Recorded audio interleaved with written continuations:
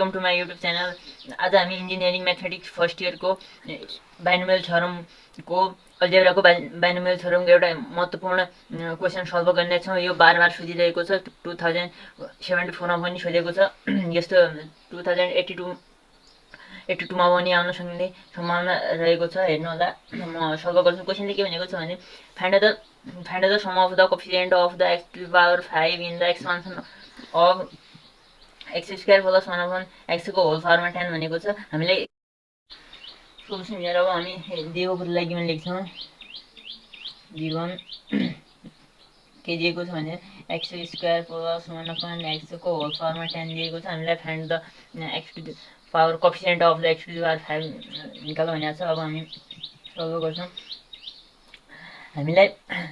हामीले क्वेसनले कोफिसिएन्ट निकाल्दा अनि इन्डिपेन्डेन्ट टर्म अथवा फ्रिडम निकाल्दा भनेपछि हामीले एउटा जनरल टर्म निकाल्नै पर्छ। तर क्वेसनले के भन्यो भने मिडल टर्म निकाल्दा भने हामीले जनरल टर्म निकाल्नुपर्ने आवश्यकता हुँदैन। त्यसैले कोफिसिएन्ट अफ द एक्स निकाल्दा भनेपछि हामीले मिडल टर्म निकाल्नुपर्छ। अब जनरल सोल्युसन, जनरल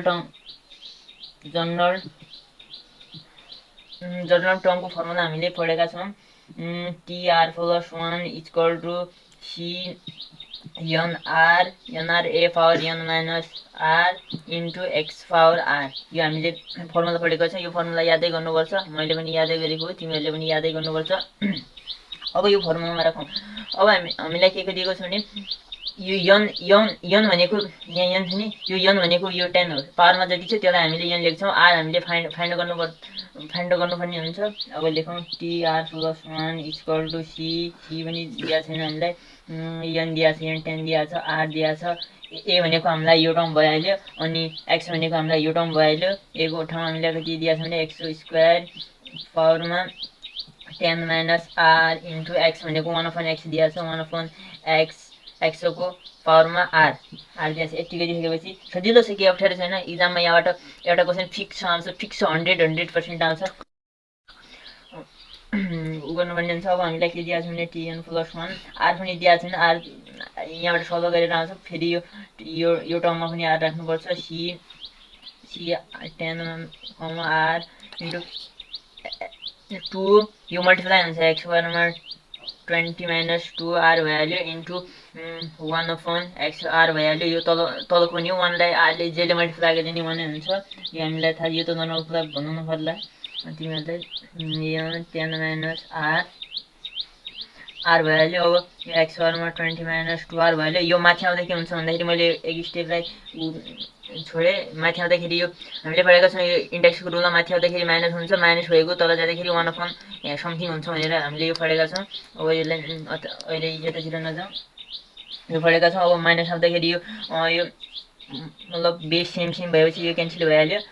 माइनस यो बेस सेम भएपछि योमा एड हुन्छ, यो माइनस यता आयो। अब टिएन प्लस इक्वल टु अब यन 10 माइनस आर इन्टु यो एक्स पावरमा कति भयो भन्दाखेरिमा 20 माइनस 3 आर भइहाल्यो। अब यहाँदेखि म यो साइडमा सल्भ गर्छु। यति त बुझ्यो होला भन्ने आशा गरेको छु। अझ पनि बुझेनौ भने मेरो युट्युब च्यानलमा कमेन्ट गर्नु होला, म अझ बुझाउने प्रयास गर्छु। तर यो त्यति अप्ठ्यारो पनि छैन, सजिलै छ। अनि अब हामी यहाँ लेख्छौँ प्लस एन इक्वल टु, अब हामी यो लेख्नुभन्दा पनि हामीलाई यो क्वेसनले के पनि भनेको छ त्यो पनि त हामीले हेर्नुपर्छ। एक्स टु पावर, अब यो यति हुँदाखेरि यो टर्मलाई अब हामीले कम्पेरिजन गर्ने। म यहाँ लेख्छौँ of the x power 5 with यहाँ केसित गर्ने भन्दाखेरि 20 माइनस 3 आर इक्वल टु यो क्यान्सल भइहाल्यो। 20 माइनस 3 आर इक्वल टु 5 भइहाल्यो। अब यो 3 आर इक्वल टु 20 माइनस 5 भइहाल्यो। यो 5 भइहाल्यो। अब म यहाँदेखि मेट्छु है। अब यहाँ सल्भ गरिसकेँ मैले। अब यहाँदेखि यहाँ लेख्छु भन्दाखेरि यो पनि गर्नु भएन। 20 माइनस 5 इक्वल टु 3 आर भइहाल्यो। अब 15 3 आर भइहाल्यो। आर इक्वल टु हाम्रो आइहाल्यो 15/3 इक्वल टु आर भइहाल्यो। आर इक्वल टु हाम्रो कति आयो 5 आइहाल्यो है, 5 आइहाल्यो। अब हामी के गर्छौँ भनेपछिमा